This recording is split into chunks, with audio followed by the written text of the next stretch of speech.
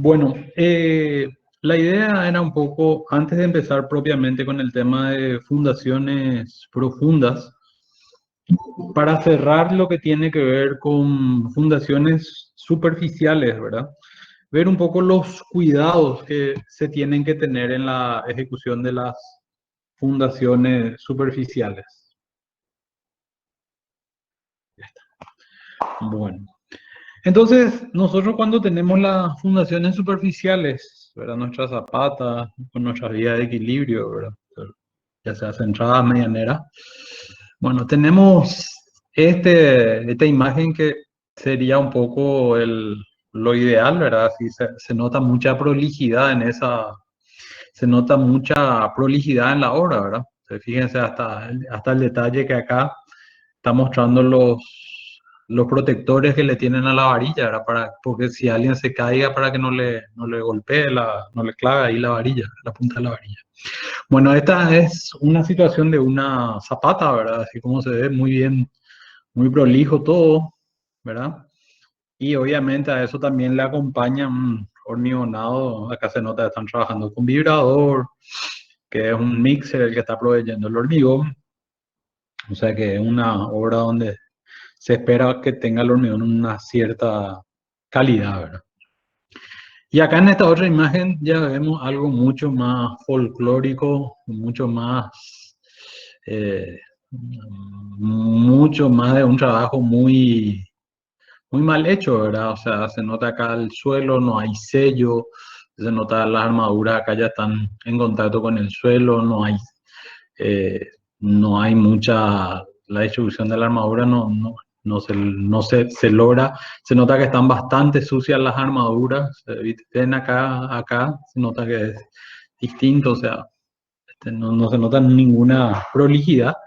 Y también normalmente este tipo de cargamento acompaña un cargamento hecho así en forma más, con el tradicional, esta es una máquina no, de una bolsa de 300 litros, ¿verdad? Pero ya hecho el hormigón bajo esas condiciones, ¿verdad? No es que el hormigón que se haga bajo estas condiciones es malo siempre, ¿verdad? Pero hay mucha más probabilidad de que un hormigón hecho en estas condiciones, con esta máquina, salga mal en relación a esto. Y solamente a partir de qué dato. La amasada, que se habla en hormigón, es la cantidad de hormigón que se hace bajo la misma condición, ¿verdad? Entonces, imagínense, cuando yo hago una amasada acá, en este mixer, yo estoy haciendo una amasada con 500, con 5 metros cúbicos, o sea, 5000 litros. Y acá cuando estoy haciendo una amasada, a lo sumo voy a poder sacar 170, 150 litros nomás, ¿verdad? O sea, la cantidad de amasadas que yo tengo que hacer acá frente a lo que tengo acá de 5000 litros es terriblemente distinta, ¿verdad? Entonces por eso es de esperar que un hormigón hecho con esto pues, tenga una mejor resistencia, sea más uniforme y todo lo demás. Bueno, repasando un poco el tema del hormigón, algunas cuestiones básicas, son las que tienen que ver con el curado, ¿verdad? O sea, nosotros sabemos que el curado es importante y sobre todo en elementos superficiales. Y en el caso de grandes superficies en relación al espesor. Nosotros en particular en las zapatas, cuando tenemos una zapata grande, ¿verdad? Entonces se genera mucho calor ahí en la zapata, por decirle una zapata de 250 por 250 con 50 de carga, se genera mucho calor. Y acá yo les puse lo que dice, esto es un material de Intemac, ¿verdad? Donde dice los cuidados especiales con los tipos de cemento, ¿verdad? Porque hoy en día tenemos demasiado muchos tipos de cemento, entonces hay cemento que generan mayores calores que otros. Y si ustedes se fijan en este gráfico, temperatura del aire dice acá entre 20 y 40, nosotros siempre vamos a estar acá, ¿verdad? Pues, normalmente siempre tenemos calor, y si nosotros con la humedad que tenemos el 70-80% de humedad, siempre estamos acá en la zona de peligro grave para el tema del curado. Por eso dice es necesario un curado prolongado de 5 a 7 días, ¿verdad?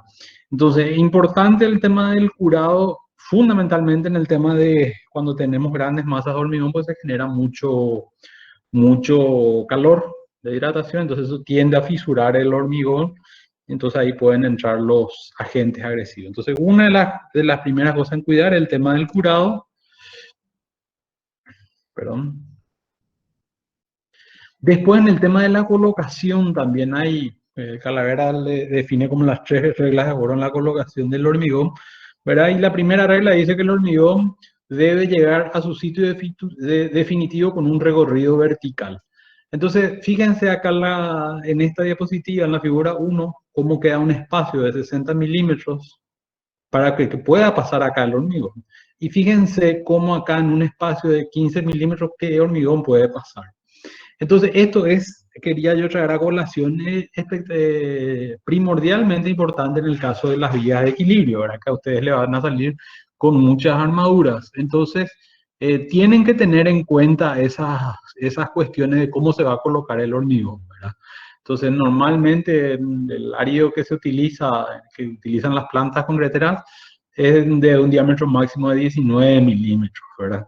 Entonces, no se vuelvan tan locos en tratar de optimizar, de sacar la vía de equilibrio lo más angosta posible. Y después resulta ser que con todos los hierros que tengo, yo trato de dibujar eso y no me entra acá el hormigón. Entonces, eso finalmente está mal, ¿verdad?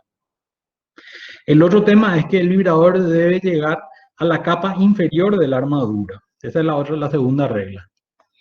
Entonces, yo tengo en estas configuraciones que está acá, yo puedo acá en el 65, yo puedo, en función al diámetro de mi vibrador, si yo tengo la aguja de mi vibrador es muy gruesa, ya no va a poder entrar ahí. O sea, por ejemplo, acá fíjense en este espacio y ya no entra el vibrador. Entonces, si el vibrador no puede llegar hasta el fondo, entonces eso es un error y eso va a ser un error de proyecto.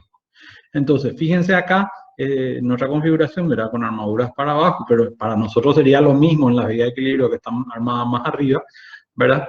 Entonces, tiene que poder pasar el vibrador acá en este espacio que le estoy mostrando, ¿verdad? No acá en este espacio ya no puede entrar. Y la tercera regla es que se emplea una consistencia adecuada a la disposición de armadura.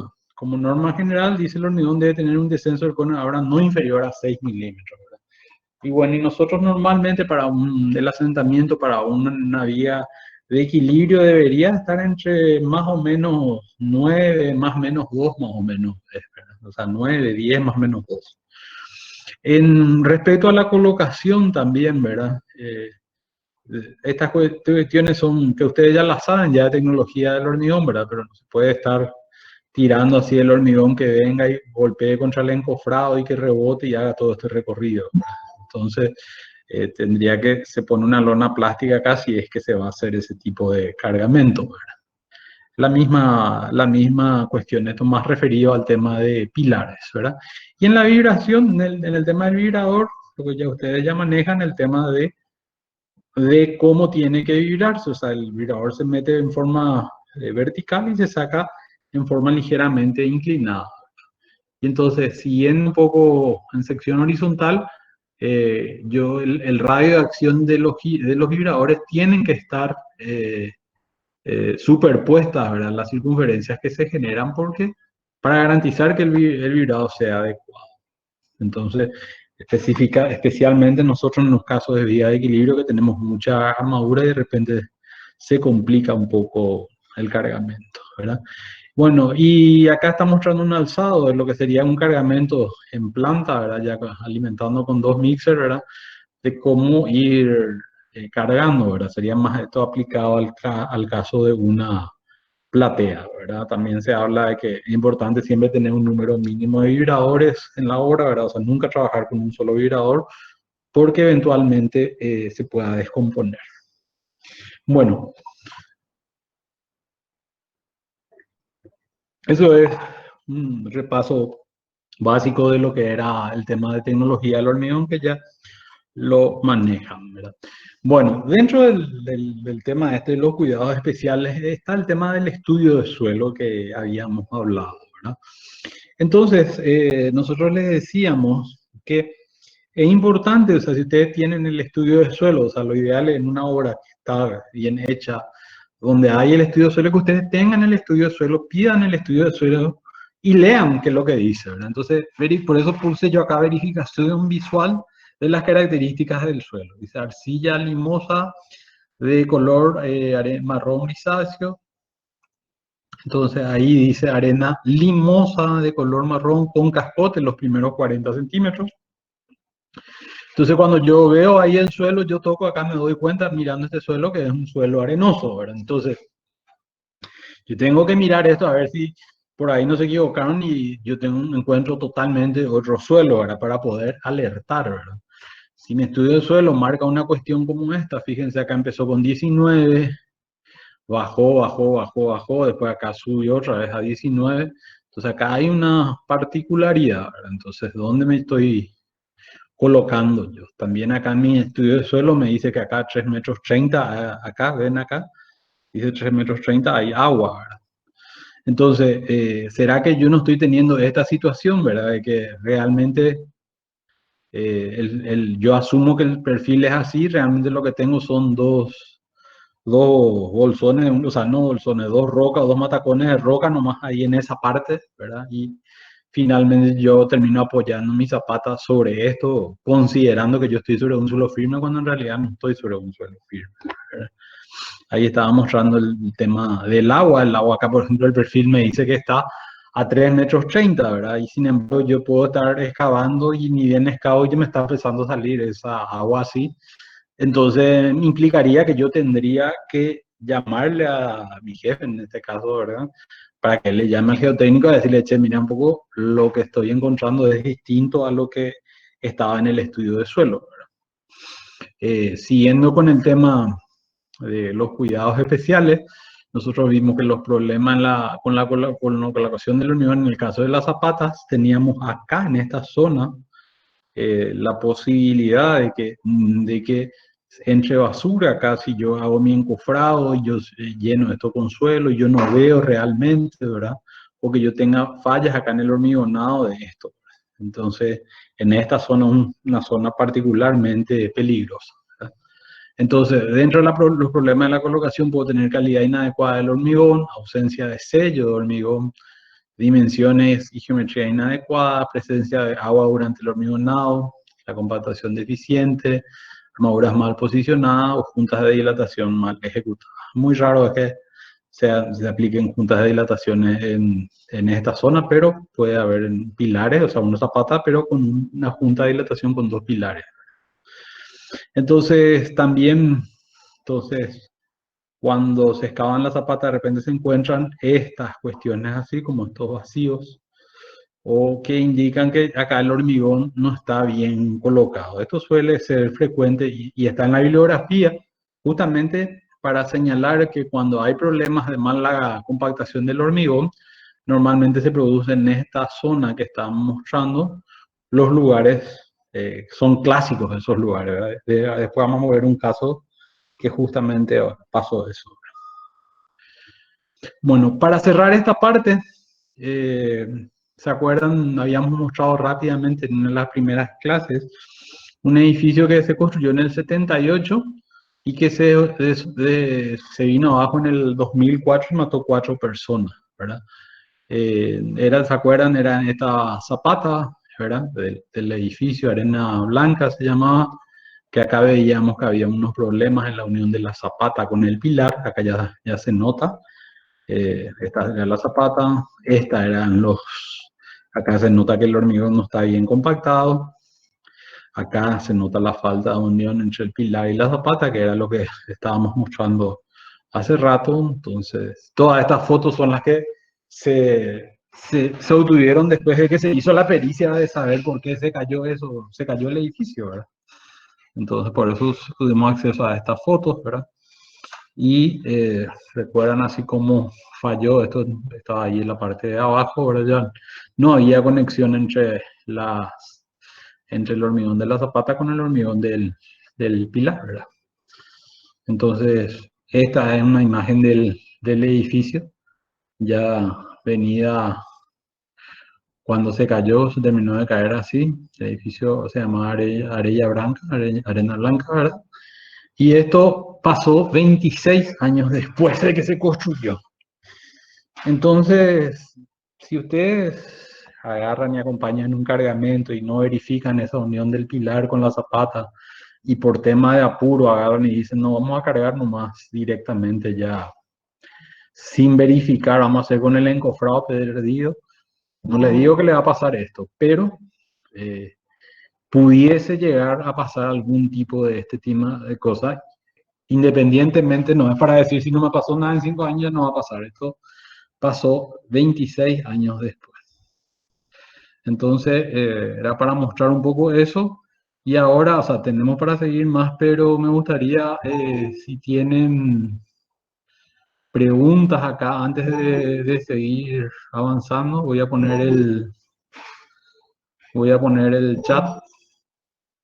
Cuando me, ahí está. Entonces, ahí habilité el chat para si tiene alguien alguna consulta que hacer hasta lo que estuvimos viendo ahora.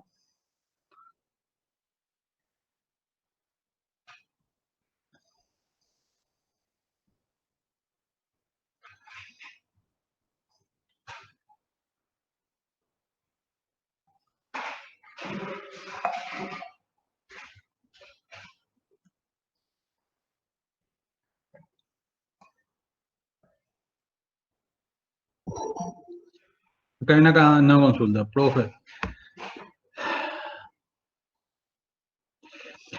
Profe, tenemos que considerar entonces la separación de las varillas no 2,5, sino un poco mayor para que pase el vibrador. Exactamente. Eh, hay que ver en función de la aguja del vibrador. Tenés que pensar que el vibrador más chico que hay es el vibrador de 1 pulgada, que es 2,54. Entonces, lo ideal es que vos puedas irte un poco más de ese vibrador, porque ese no es un vibrador frecuente que hay en obra. El de obra normalmente es de 2 pulgadas.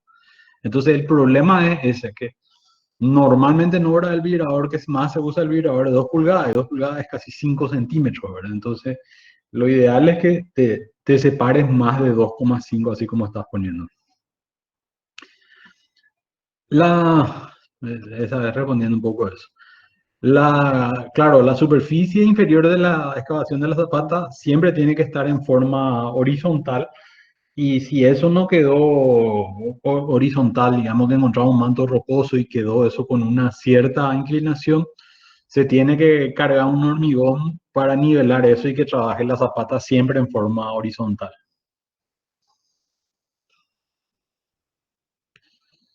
Si alguien tiene otra pregunta antes de seguir.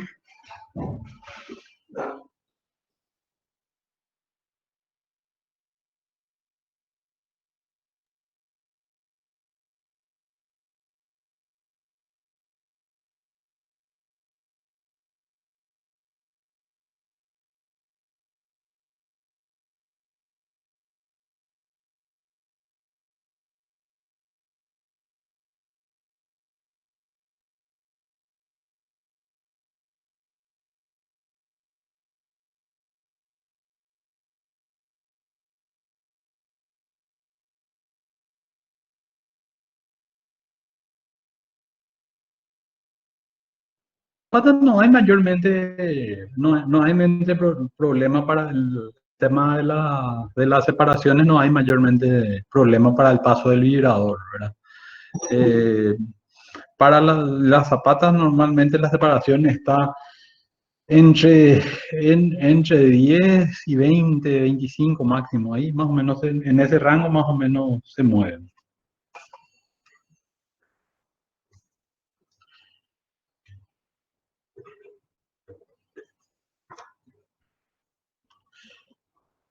¿Otra consulta?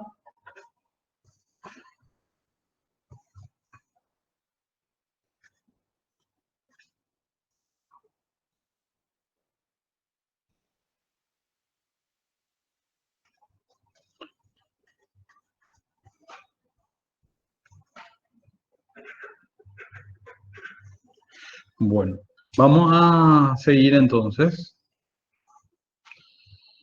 con nuestra presentación.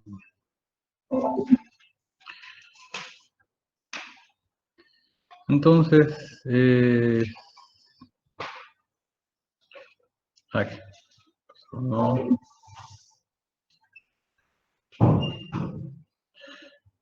Vamos a ver un caso real, ¿verdad? O sea, como se dan cuenta por la foto de un caso real.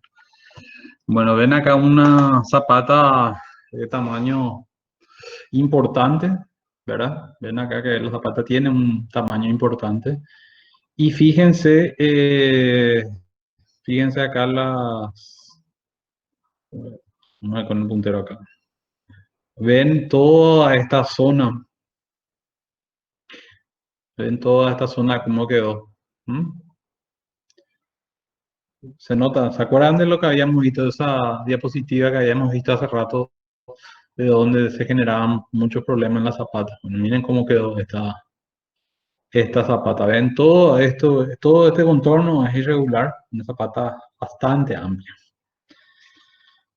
Entonces, ven acá otra imagen que muestra un poco cómo quedó toda esta zona. Esta es una zapata que tiene 350 por 750. El canto principal es un metro 20. Acá el canto más chico es 0,60. ¿Qué pasó acá? Ahí ven, un metro 20 por 350, zapata importante. Entonces, fíjense, yo decidí mostrarle para que aprendan y no se les ocurra hacer. Alguien, porque esto suele pasar, pensó que era buena idea el tema de ponerle un encofrado. Como el cargamento iba a ser muy grande, poner un encofrado acá. Ven acá esta zona que está inclinada. Entonces lo que pasó es que es una masa de hormigón importante que está acá encerrada y está contenida por el encofrado. Entonces en toda esta zona se genera un calor muy importante, se genera un calor muy importante y no tiene, solamente queda este espacio de acá, queda para la superficie disponible para liberar calor. Y otra cosa, vos tenés esto encofrado acá. ¿Cómo vos haces que el hormigón llegue desde acá, llegue hasta acá? Tiene que tener una fluidez terrible y aparte tenés que controlar el tema de la temperatura de tu hormigón muy bien, porque con 1,20 m tenés todas las condiciones para que se te genere una fisuración por la acción del calor. Entonces, finalmente, o sea, para hacer la,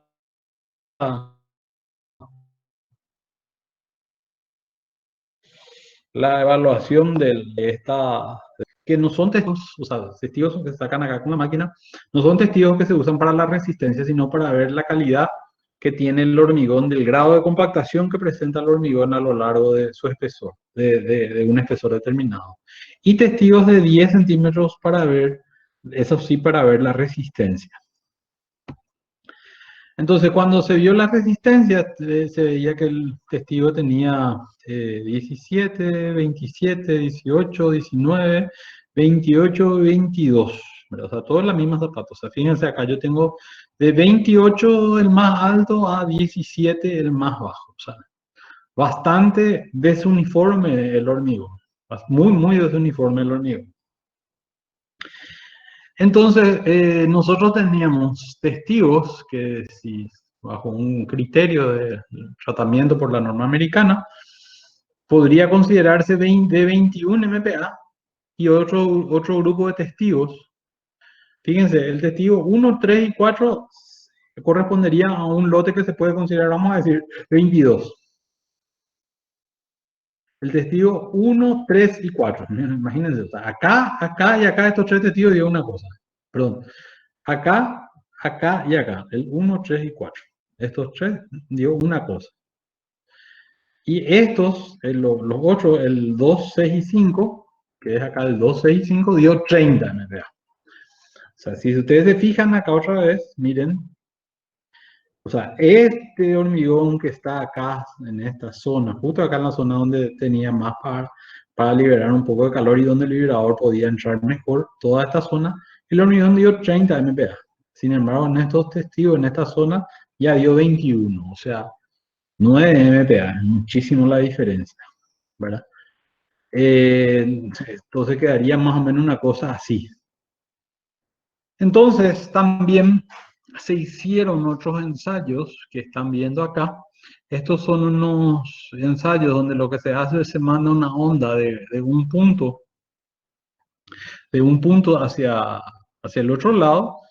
¿Para qué? Para ver la calidad de la masa de hormigón en todo el espesor de la zapata. Y se hace en sentido transversal, así como está mostrando acá, y también en este sentido, en el sentido horizontal.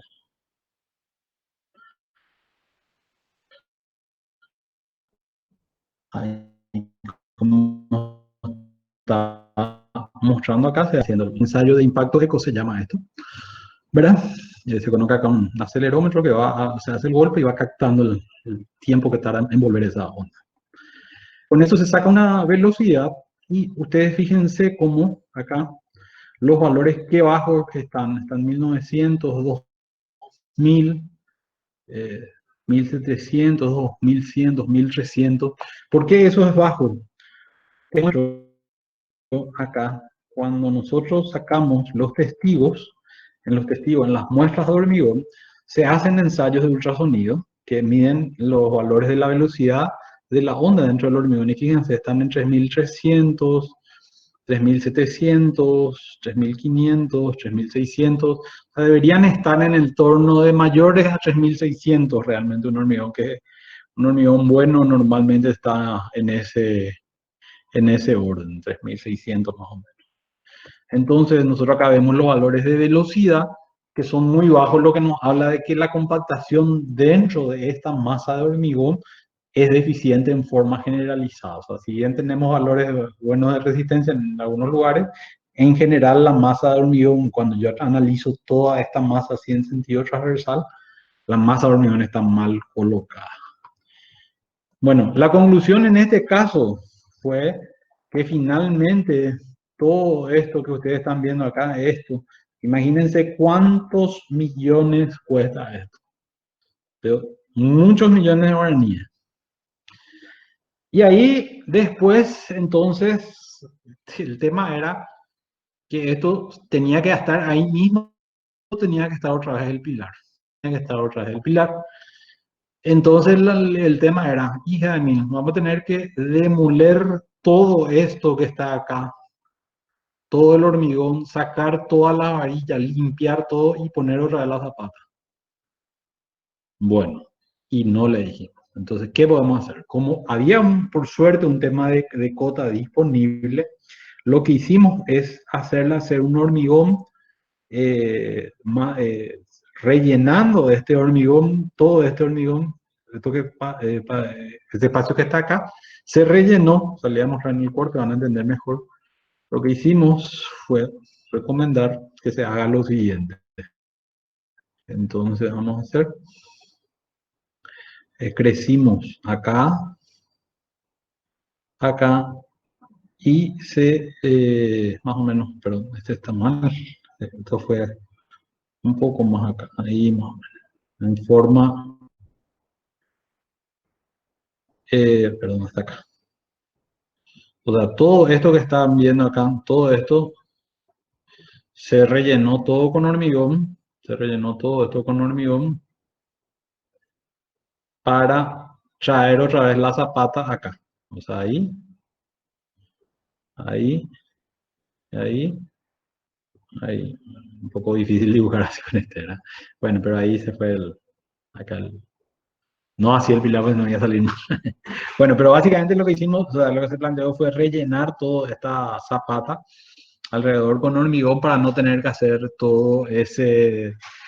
todo ese trabajo. Y sí, las armaduras sí se cortaron todas al 100%, y entonces empezó sobre esta base de hormigón todo asentado, ¿verdad? Porque la tensión de suelo a la que trabaja es muy baja, entonces no hay ningún inconveniente con eso, ¿verdad?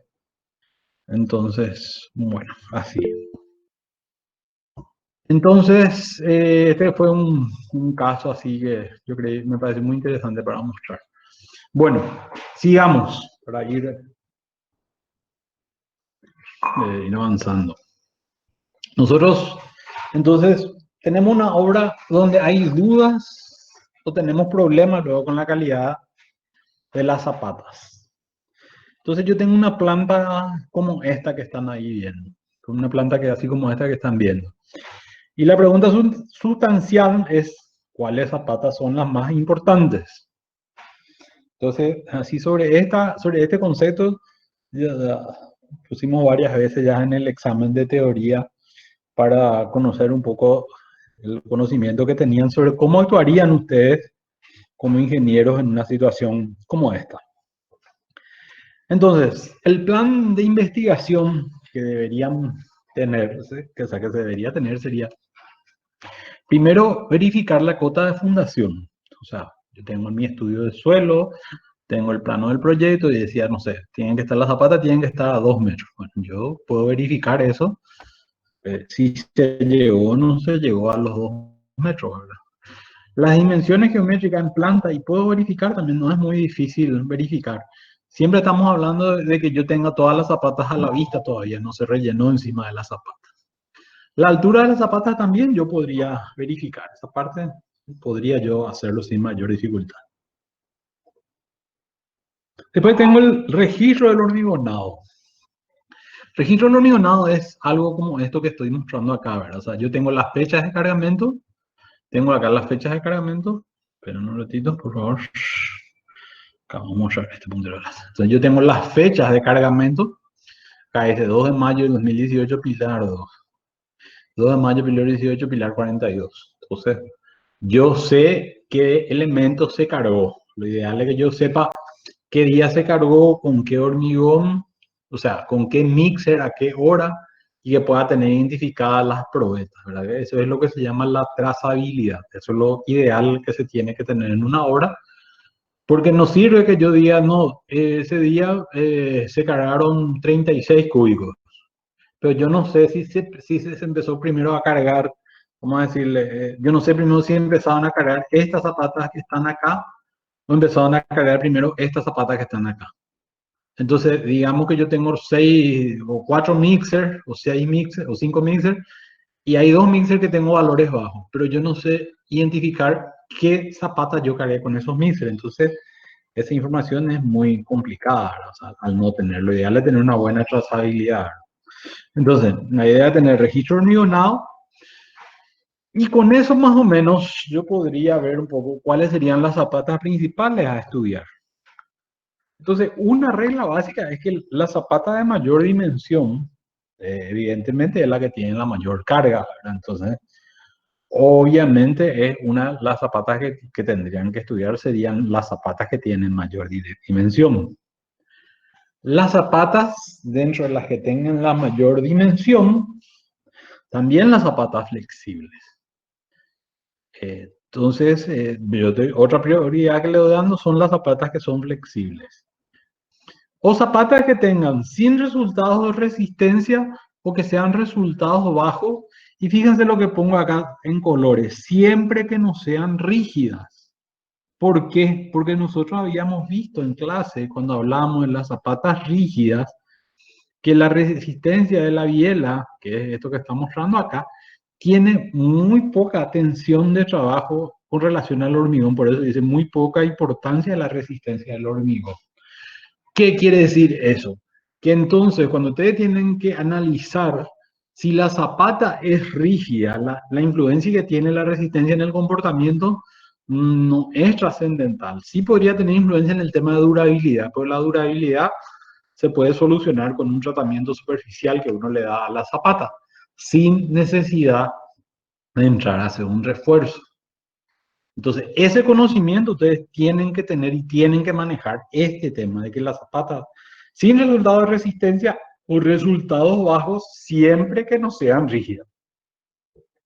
Entonces, en el examen, cuando pusimos una vez, el profesor le decíamos si tuviese que elegir 5 zapatas, ¿cuáles zapatas serían? Entonces, estaban todas las dimensiones para que la gente pueda sacar ahí cuáles eran rígidas. Entonces, todas las que eran rígidas tenía que sacar de su análisis y se quedaban solo con unas cuantas zapatas. Y de esas tenían que elegir, que todas eran flexibles, ¿verdad? Pero cuáles eran las que tenían mayor dimensión de esas. ¿Me entienden? Entonces, ese conocimiento es demasiado importante que lo tengan presente. Porque después, cuando tenemos que evaluar la resistencia, porque uno podría pensar acá, decir, no, yo si tengo duda, voy a agarrar y voy a ensayar todito esto, voy a salirme de la duda. Lastimosamente, eso no pasa en la realidad por los costos que implica hacer una evaluación de la resistencia. Esto es una obra obviamente real.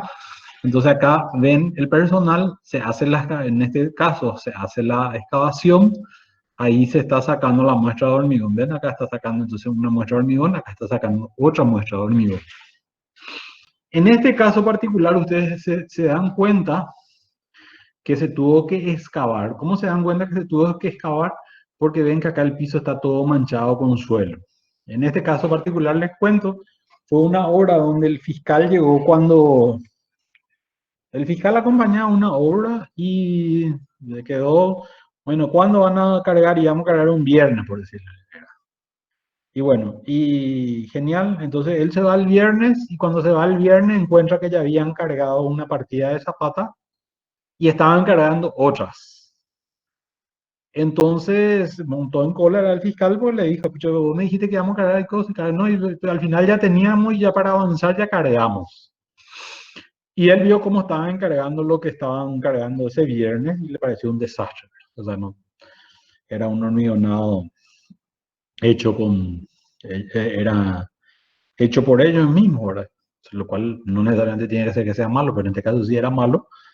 Entonces, finalmente el fiscal presentó una nota y dijo, bueno, para mí todas las zapatas están en duda, porque por esto que les comenté, entonces dijo, no, yo quiero que se evalúen las resistencias a esta obra, pero a mí no me convence. Entonces, se tuvo que, y la empresa tratando de avanzar, obviamente cargó, y después de unos días ya le rellenó todo, por eso acá ven que se tuvo que excavar y sacar todo el suelo encima de la zapata para sacar las muestras. Ahí se están sacando los dos testigos, ¿verdad? Acá dice Pilar 48, este Pilar 3, testigo 1, testigo 2 ahí.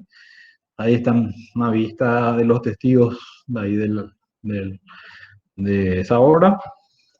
Después de esos testigos se llegan, se cortan y se hacen los ensayos de rotura con presión. Y después esto se calcula, o sea, perdón, se hace la rotura propiamente, donde están las secciones de los testigos, la altura.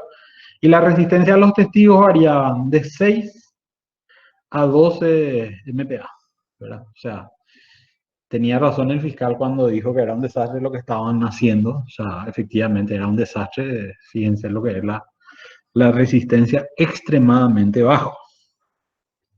Bueno, siguiente punto. Una vez que yo tengo estos testigos que varían entre 6 y 12, o los testigos que yo tuviese, yo tengo que hacer esa evaluación de esa resistencia. O sea, una cosa es la resistencia del testigo y otra es la resistencia que yo tengo que darle al calculista para decirle, mira, esta zapata, realmente la resistencia de hormigón que se le puede considerar es 15 MPa o 18 MPa o 20 MPa. Y eso varía terriblemente si yo considero la norma brasilera, la norma americana o la norma europea. Entonces, ahí, yo tengo que hacer promoción de mi artículo, porque si yo no hago promoción de mi artículo, nadie hace promoción de mi artículo.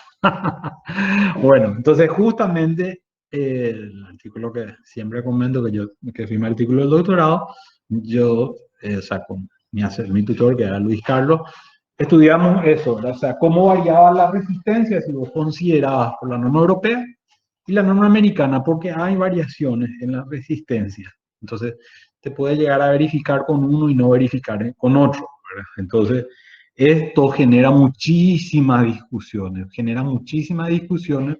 sobre todo porque nosotros no tenemos una norma, no tenemos una norma paraguaya de cálculo, ¿verdad? Ya como hablamos la primera clase, es que no estamos yendo para probablemente irnos hacia la norma americana, o sea, la norma paraguaya pasa a ser una norma americana, o sea, basada en la norma americana, pero hoy en día no tenemos. Entonces, ¿qué pasa? Muchas veces, o sea, hay calculistas, así como eh, que sí trabajan con una norma de referencia, o sea, vos le decís, "Bueno, ¿qué norma usaste?" Y te dice así de primera, te dice, no, yo hice con una norma brasilera o hice con una norma argentina, que es parecida a la americana o usa la norma española. Pero hay muchísimos casos, muchísimos, muchísimos, donde no se sabe. Y donde no se sabe por qué. Porque, por decirte, les pongo un ejemplo. Una obra pública, o a veces una obra privada también, ¿verdad? Se tiene el plano del encofrado. En el plano del encofrado no está el calculista, está el nombre del estudio de arquitectura que hizo. Ese estudio de arquitectura muchas veces ya al momento que se está haciendo la obra no tiene ningún tipo de vínculo con el cliente y quedó en malos términos inclusive con el cliente. Entonces uno está ahí mirando un plano que no sabe de quién calculó y obviamente no sabe con qué norma se hizo, ¿verdad? Entonces ahí entra toda una serie de discusiones si vos le considerás con la norma americana, con la norma europea, con qué le consideras, ¿verdad? Porque acá, conforme a la norma que utilizas, así en función a los valores de resistencia que estás manejando, hay algunas variaciones entre lo que es en el cumplimiento de lo que es la resistencia especificada y la resistencia in situ. Para darle una idea, en esa hora que les comenté, por ejemplo, teníamos lote 1, dice Zapata, 11 MPa, lote 2, la Zapata 15, 14, lote 3, Zapata 34, 8, después está 11, 11. En esa hora que les comenté, fíjense que armamos 5 lotes. ¿Por qué eso? El hormigón que pedía la Zapata, el proyecto era 21, pero, y eso es importante que tengan presente, cuando las variaciones de resistencia del hormigón son mayores al 15%, tendría que considerarse eso como un hormigón distinto, o sea, de un lote distinto. Por eso es, por más que esta zapata, por ejemplo, se pudo haber cargado con el mismo día con esta zapata, yo tengo que considerarle que son lotes distintos porque la diferencia que tienen entre estos hormigones es más de 15 MPa. Con eso, ¿qué es lo que se busca proteger? Que si vos tenés, por ejemplo, hacer una evaluación y tenés un testigo que te dio 30 MPa, vamos a decir, y tenés otro testigo que te dio 20. Entonces yo digo, ah, no, 30 más 20 es 50, dividido 2 es 25, el hormigón es 25, cumple. No, ojo, si yo tengo 30, hasta 15% de 30, yo me puedo ir que es 4,5. ¿Verdad? Entonces, hasta un hormigón de 25,5, un hormigón, un testigo que sea de 26, puedo usar para promediar con algo que esté ahí en 30. Pero no puedo usarle ese de 30 para promediar al de 20. ¿Se entiende? Entonces, por eso es que se arma tanto lote. Entonces, este tema es bastante, bastante delicado y es importante que lo maneje. Bueno, para cerrar ya las últimas diapositivas, en la ejecución, nosotros, y no pasarme tanto tiempo, podemos tener problemas durante la excavación o después del hormigonado. Entonces, durante la excavación podemos tener, como dice acá, un desmoronamiento de la excavación, que el suelo sea muy arenoso. Entonces, si el suelo ya es muy arenoso mientras yo estoy excavando, no tiene sentido que ustedes traten de trabajar con una excavación así en forma horizontal, porque van a tener problemas, ¿me entienden? Entonces voy a dibujar acá esto para que se entienda. O sea, si el suelo es, vamos a decir que si es arenoso, yo estoy haciendo acá mi excavación así. Esto sería si el suelo es firme, pero si el suelo es arenoso y yo tengo desmoronamiento, o sea, esto que está pasando acá, vamos a decir que, no sé, esto se me empieza a desmoronar así, se empieza a desmoronar así. Entonces lo que tenemos que tomar es excavar en talud o ejecutar un apuntalamiento, ¿verdad? Entonces el excavar en talud sería excavar ahí, ahí, yo puedo hacerle una cosa más o menos así, ¿me entienden? O sea, darle ahí un talud para garantizar que esto no se me proponga desmoronamiento, ¿verdad? Si tengo durante la excavación pérdida de la resistencia del suelo en presencia del agua, bueno, un suelo arenoso puede ser rebajar el nivel freático con pozos de drenaje. Entonces, eso se suele hacer de la siguiente manera, ¿verdad? Entonces, voy a mostrar. ¿Qué es lo que se suele hacer? Y bueno, yo tengo, por ejemplo, vamos, yo tengo, vamos a decir, mm, vamos a decir que esta es mi excavación para mi zapata, es donde a mí me está apareciendo un nivel de agua que me imposibilita trabajar. Entonces, lo que normalmente se hace, voy a dibujarle en otro color, es, se excava un poco más grande acá, se excava acá un poco más grande, acá en esta zona. Entonces, yo agarro, voy a mostrarle ahí, ahí, ahí, se borra todo este che. Entonces vamos a decir que yo excavo ahí. Entonces, en esta zona que excavé, lo que hago es esto, hago un pozo acá en esta zona. En esta zona yo hago un pozo, no, normalmente no muy profundo, de 30, 40 centímetros, y acá le agarro y le pongo una bomba. Entonces, lo que hago es que el agua de acá empieza a venir acá y de acá empiezo a bombear y eso me permite trabajar. Por eso acá habla de un bombeo simple. Esa es la manera de hacer el bombeo simple que se hace. Este es otro tema, si tenemos pozos próximos o dentro de la excavación, pozos antiguos, dice limpieza de pozo y relleno con hormigón hasta el nivel de la fundación. Entonces eso también es una forma de eso, sí, es que ya no hay más remedio, ¿verdad? Siempre nosotros le recomendamos a los alumnos que traten de evitar esos pozos, ¿verdad? Eh, por todo el tema de lo que implica sentar sobre un suelo, porque por más que uno rellene, bueno, no sabe acá en el fondo del pozo de cómo está y compañía, entonces siempre tratamos de sí recomendar que se rellene el pozo, pero no asentarnos nosotros sobre el pozo. Pero si ya no hay remedio y las cargas no son importantes, bueno, podría darse una alternativa. Bueno, estos ya son más, digamos, más poco frecuentes, ¿verdad? El tema de, después de los neonados, Zapata han neonado en un lugar equivocado. Bueno, y que si se colocó en un lugar equivocado, bueno, o demoler la zapata, se pueden usar algunas vigas para transportar la carga o desplazar la carga, o sea, la zapata, o sea, hacer como es rígida la zapata, teóricamente vos lo podrías mover y colocar en otro lado. Yo nunca vi eso en la realidad. Me contaron de alguna obra que se hizo, pero nunca me tocó ver.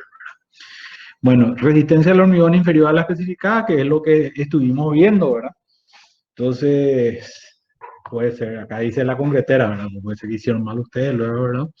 Entonces, siempre lo que se busca es determinar un valor de resistencia para darle al calculista que diga si está bien o si hay que verificar o no hay que verificar, ¿verdad? Y errores de arranque en los pilares que se tienen que anclar a armaduras adicionales, eso es más complicado que lo que dice acá, ¿verdad? O sea, porque los anclajes, las armaduras trabajan atracción pura, ¿verdad? Entonces, se tiene que ver bien, no es tan simple así como que anclas nomás unas armaduras más y ya está. O sea, depende mucho del caso en particular. Ustedes deberían tratar, para ustedes que son jóvenes y que están empezando o que van a empezar en la vida profesional, a manejarse para todo lo que son los procedimientos constructivos en general con fichas de control. Las fichas de control te ayudan porque son una rutina que uno puede seguir sobre las cosas que son importantes controlar. Y yo voy registrando esto, verifica, no verifica, y son con preguntas que te admiten respuestas tipo sí, no, no, no te da para muchas más cosas, ¿verdad?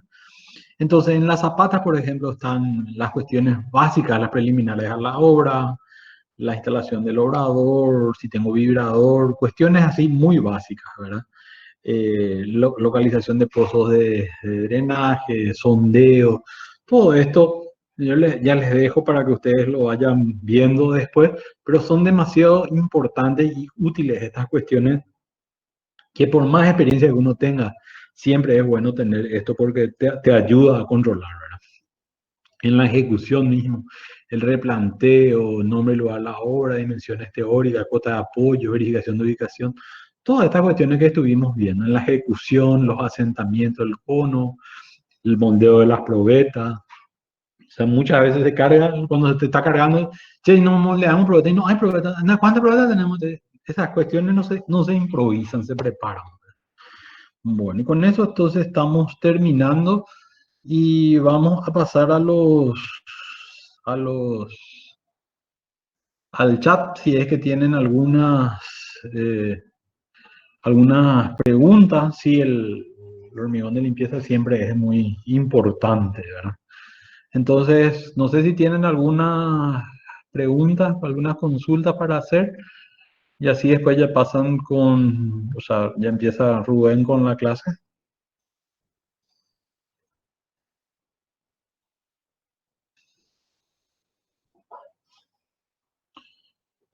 36 conectados. Si le contamos a los profesores, creo que somos 4, luego son 32 alumnos.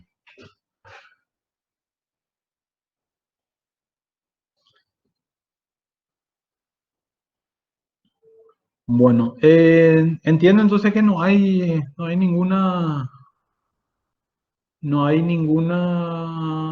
consulta. Acá dice.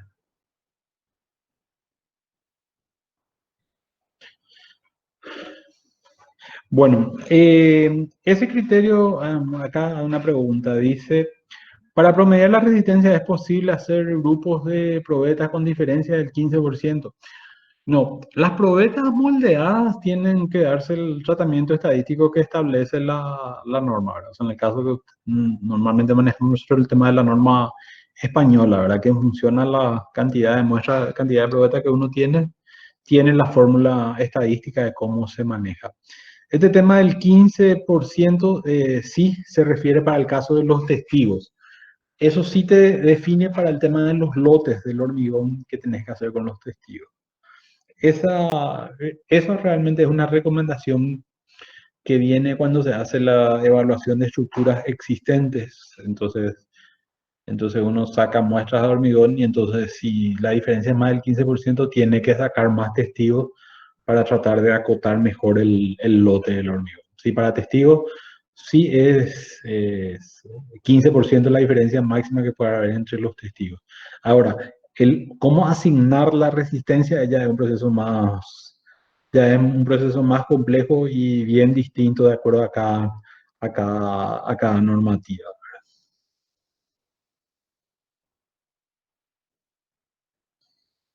No sé si está respondida la consulta. Bueno, quedan entonces con Rubén. eh, Quedan con Rubén, entonces yo me voy a desconectar de mi pantalla para que entonces pase Rubén a mostrar su pantalla y veamos su presentación.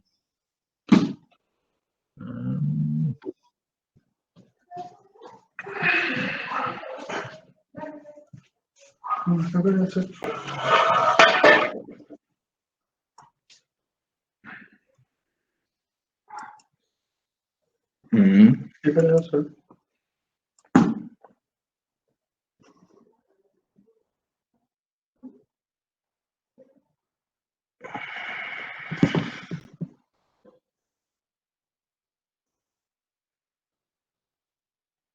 A mí me llamó para ayudarte. No, no, no, no hace falta. Gracias.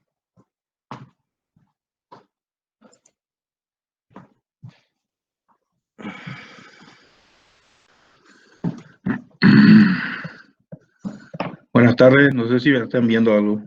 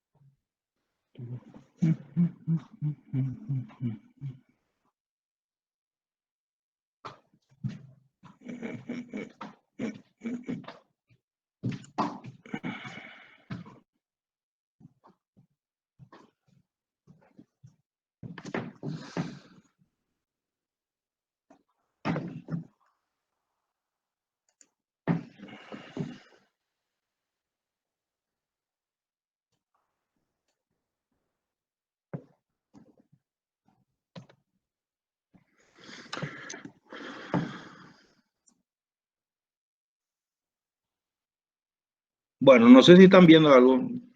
Yo estoy a ciega. Si pueden abrir el micrófono, le agradecer.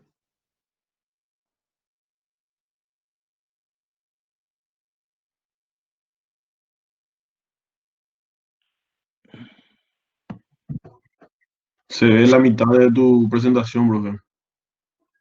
La mitad, La mitad de izquierda nomás se ve. en serio. Uh, Bueno, voy a dejar de compartir y vamos a ver qué ve.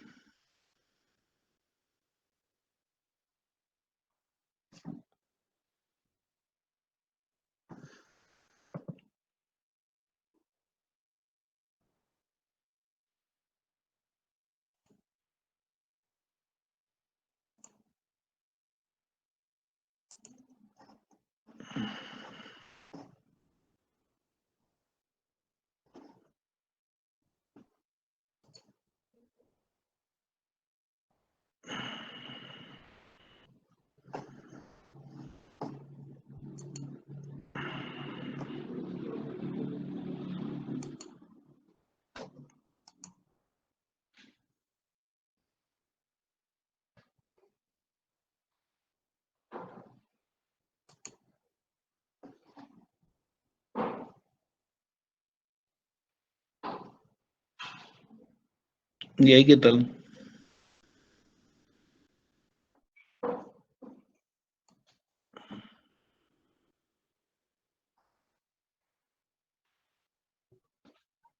Ahí está mejor.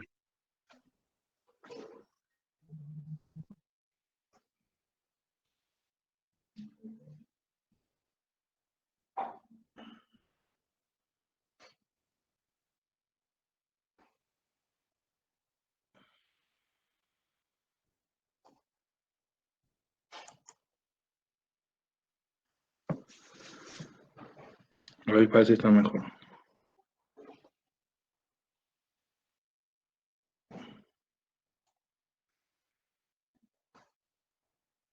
Bueno,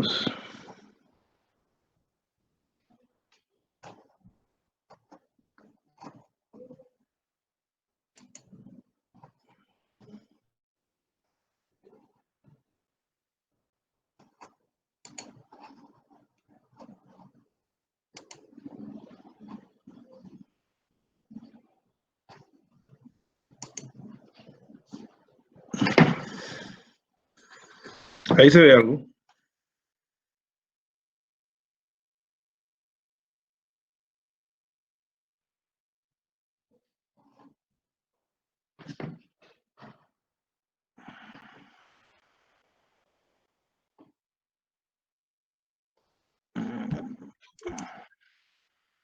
Profe, cuando pones en pantalla completa se ve muy bien. Pero así, como está ahora mismo, se ve bien.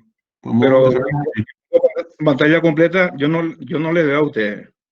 No, y por eso, a mí, así está bien. Mm, Pero no importa eso.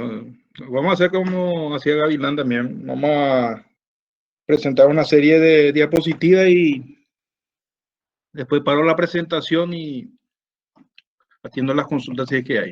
¿Está bien? ¿Les parece? Porque, Vamos, vamos.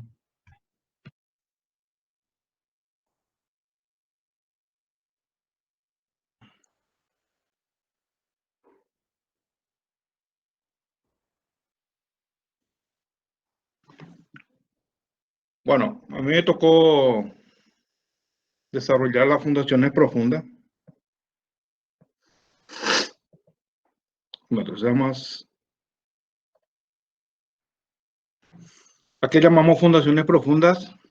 Básicamente tenemos dos tipos de fundaciones profundas, los pilotes y los tubulones. Los pilotes podemos clasificar en hormigonados in situ, que pueden ser de sección circular. Y ahí tenemos los pilotes Franchi, los pilotes perforados, que a su vez pueden ser con camisa o sin camisa, Y cuando es con camisa, puede ser con camisa recuperable o camisa perdida. Los prefabricados, aquí sí podemos variar la sección. Puede ser sección circular, cuadrada, rectangular y menos frecuente hexagonal.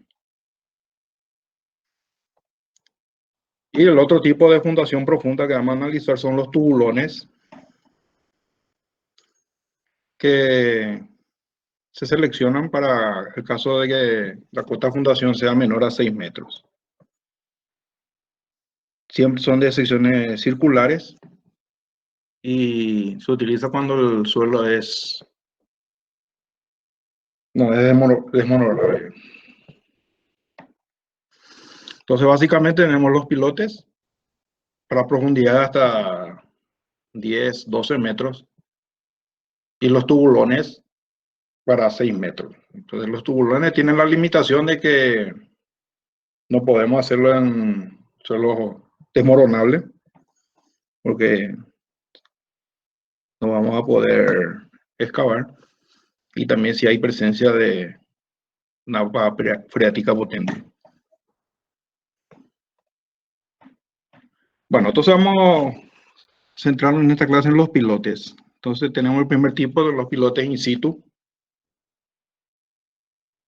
Y tenemos los pilotes perforados sin camisa. Ahí vamos a ver el proceso constructivo. Tenemos la máquina perforadora en el primer estadio. Ahí estamos visualizando la perforación con la máquina barrenadora. Una vez terminada la excavación, hacemos la colocación de las armaduras. Y por último, el vertido del hormigón.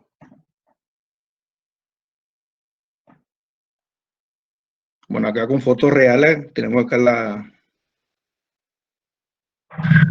máquina perforadora. Está tratando de colocar la malla. ¿Cuáles son los requisitos que se deben cumplir para utilizar este tipo de pilotes? Que los suelos sean no desmoronables, suelos cohesivos y que no haya presencia de acuífero. Los diámetros usuales de este tipo de pilotes oscilan entre 20 y 60 centímetros. Lógicamente depende del equipo de perforación con el cual cuento. Y la longitud puede oscilar entre 4 y 10 metros. Recuerdan que para dimensiones menores teníamos las fundaciones superficiales, la zapata era hasta 3 metros, entonces cuando ya la cota de fundación va de 4 o más, ya tenemos que pensar en este tipo de fundaciones. Como una excavación, permite el conocimiento del suelo en la medida que va avanzando la excavación. Y un detalle importante, este tipo de pilotes no producen vibraciones durante su ejecución. Una diferencia fundamental con el otro tipo de pilotes que vamos a ver.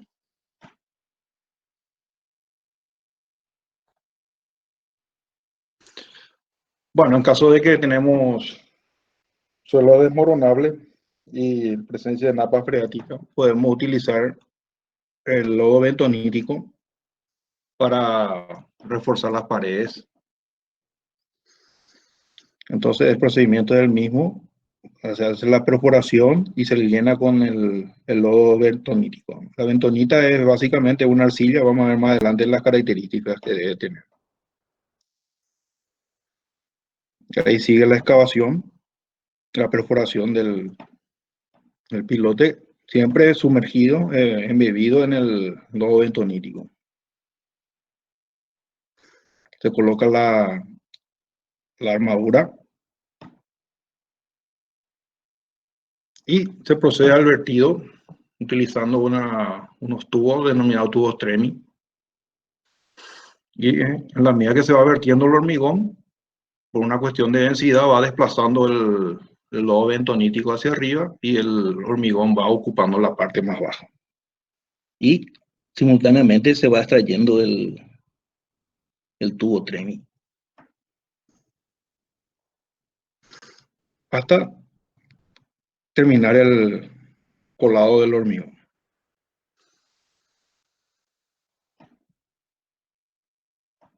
Bueno, ahí tenemos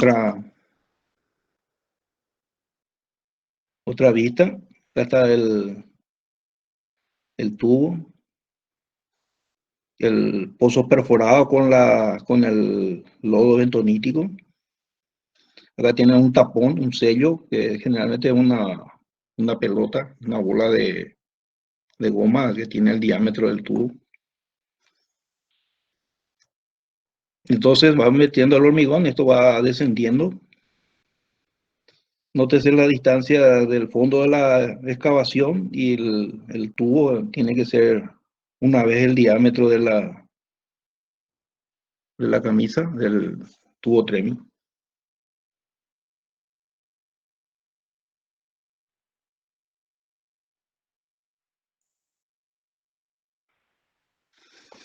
Bueno, acá llega ya el hormigón hasta hace tope el sello y luego va desplaza y la bola se va arriba y el hormigón empieza a desplazar la bentonita.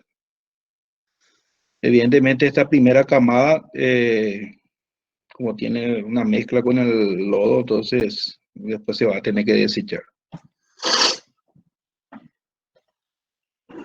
Sigue el proceso de vertido del hormigón.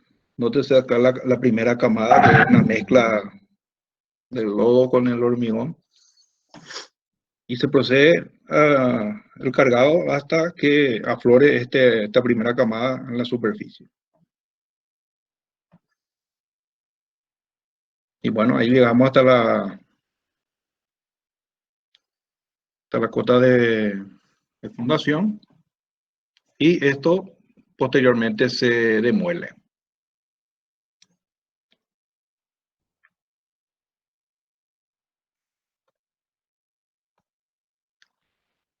Bueno, una gran ventaja de este tipo de pilote es que puede emplearse para estratos muy resistentes con un número de golpes mayores a 50. Los diámetros usuales oscilan entre 60 y 150 centímetros. Entonces ahí nos damos cuenta que son pilotes de gran capacidad. Bueno, acá las longitudes ya podemos tener hasta longitudes de 25 metros, de 10 a 25 metros. Y bueno, ahí hablamos un poquitito de la bentonita, que es el elemento principal en este tipo de pilotes, y que hay que tener un control apropiado. Bien, había dicho que básicamente una arcilla es un silicato de aluminio con sodio o calcio.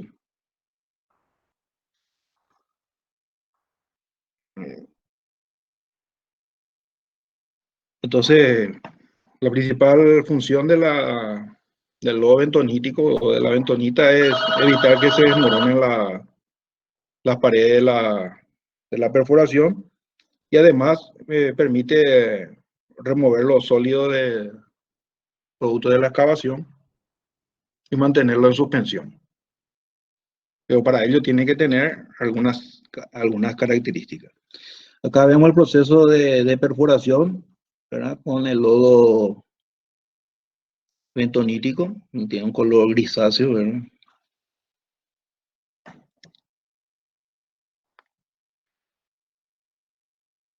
Bueno, y ahí están algunas características. El peso específico varía entre 1,025 a 1,10 gramos por centímetro cúbico, es más pesado que el agua. Su viscosidad es de 30 a 90 segundos. El pH es básicamente alcalino, era de 7 a 11, es básico, y permite un tenor de arena de hasta el 3%. Tenemos los equipamientos que se utilizan para el ensayo, para el peso específico o la densidad, el densímetro. Acá tenemos el Marsh para la viscosidad, papel tornasol para ver el pH, y este es para ver el contenido de arena del Baroa.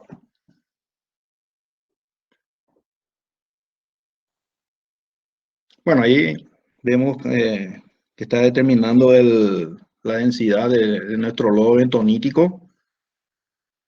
Lógicamente, esta densidad tiene que ser la suficiente como para contener la presión del agua subterránea y, lógicamente, con ello lograr la estabilidad de las paredes durante la excavación. Ya dijimos, los valores usuales varían entre 1,025 a 1,100 gramos por centímetro cúbico, o 1025 a 1100 kilogramos por metro cúbico. Entonces, acá lo importante que tenemos que tener en cuenta es que tenemos que verificar que no deba exceder su densidad a 1361 kilos por metro cúbico. Caso contrario, tendríamos problemas de que quedaría entrampado nuestro lodo dentro del hormigón. Bueno, acá se utiliza la norma brasilera, que es la NBR 6122, que es Proyecto y Ejecución de Fundaciones del año 2010.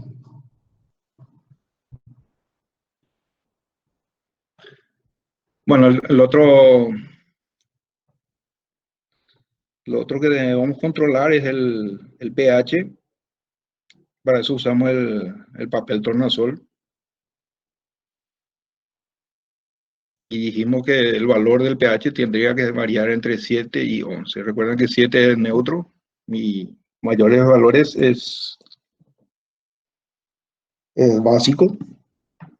Y entonces entre 7 y 11 nuestro lodo va a ser estable. Entonces esos son valores que tenemos que controlar durante la ejecución de nuestra obra para que nuestro lodo ventolídeo no pierda sus propiedades. Entonces se ubica el papel tornasol dentro del fluido y eso cambia de color atendiendo al pH que presenta.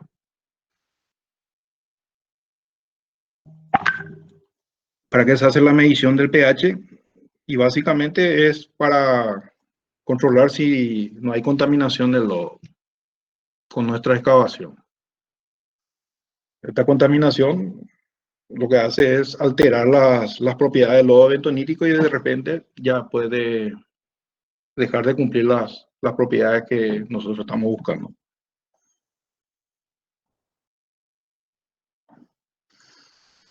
Por ejemplo, si tenemos un pH mayor a 11, hay un problema de floculación de la bentonita y una consecuente pérdida de sus propiedades. Otro ensayo que tendríamos que hacer es el tema de la viscosidad. Eso se hace a través del embudo Marsh. Para ello se usa 1,5 litros de lodo bentonítico y se toma el tiempo que tarda en atravesar ese embudo cuando se vacía una cantidad de 946 centímetros cúbicos.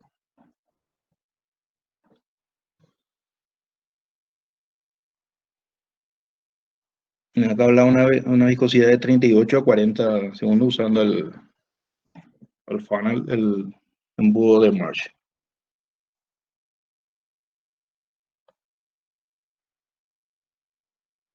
Bueno, los valores usuales de esta viscosidad, ya dijimos, estaría entre 38 y 90 segundos. Y otra propiedad que tenemos que controlar es la tixotropía del material, que es una propiedad que tienen las suspensiones bentoníticas de pasar de gel a sol mediante un proceso de agitación. Acá tenemos el aparato, que es un viscosímetro rotativo. Utiliza un contrapeso, se hace girar unas aspas dentro de la solución. Entonces el grado de tixotropía se obtiene calculando la diferencia entre el peso cuando es gel 0 y gel 10, después de 10 minutos de agitación del lodo bentonítico. Entonces esa diferencia me indica el grado de tixotropía. Y ahí está entonces los valores usuales. Para gel 0, 8 a 10 gramos, y gel 10 sería 40 a 50 gramos.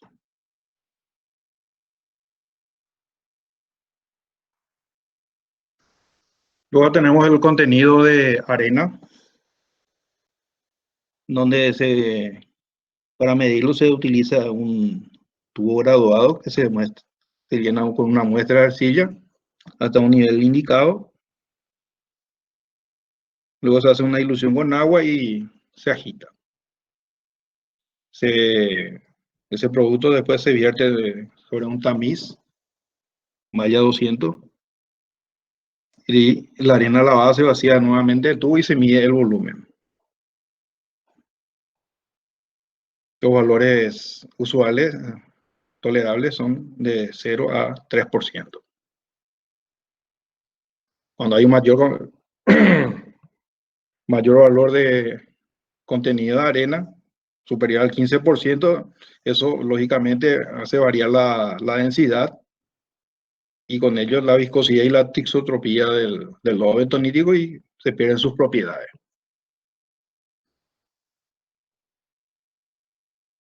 Y también otro problema que acarrea un exceso de arena dentro de nuestra cañería de circulación es que las bombas de inyección se desgastan por la presencia de la arena. Actúa como una suerte de lija y funde nuestra bomba. Bueno, hasta ahí podemos hacer, a ver si hay algunas consultas.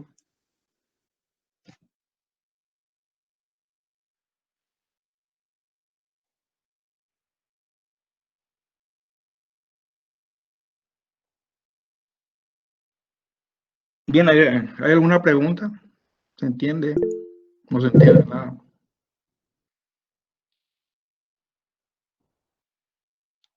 Sí. Voy a revisar el chat. ¿Hay alguna pregunta? Pueden usar el micrófono también si quieren. Total, de no hablar todo al mismo tiempo.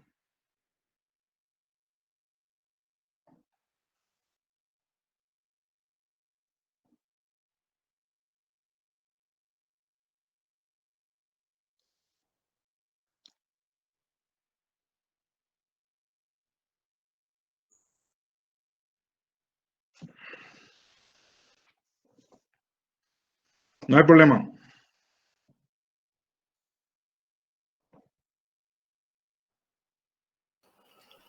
Por lo menos uno o dos que me En el digan. chat te están preguntando, profe. No estaba viendo, perdón.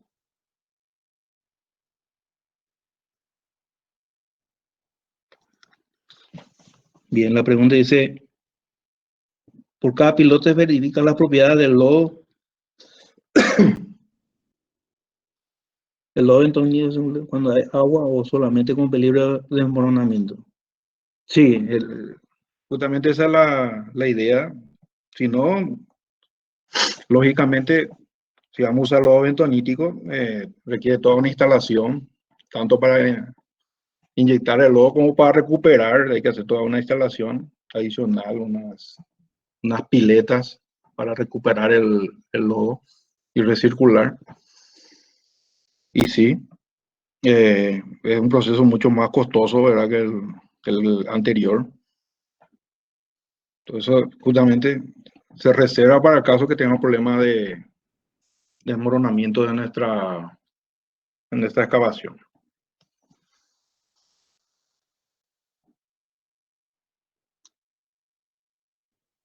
No, yo no creo que sea necesario hacer por cada pilote, ¿verdad? Por cada día. Yo diría que cada día de ejecución de pilote tendríamos que hacer la prueba, ¿verdad? No para cada pilote. Depende del número de pilotes que ejecuten en el día.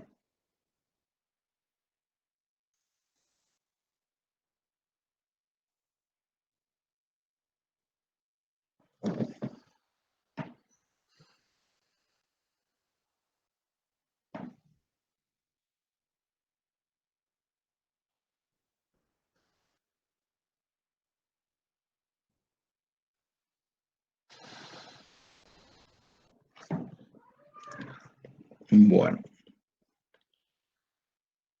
Vamos siguiendo.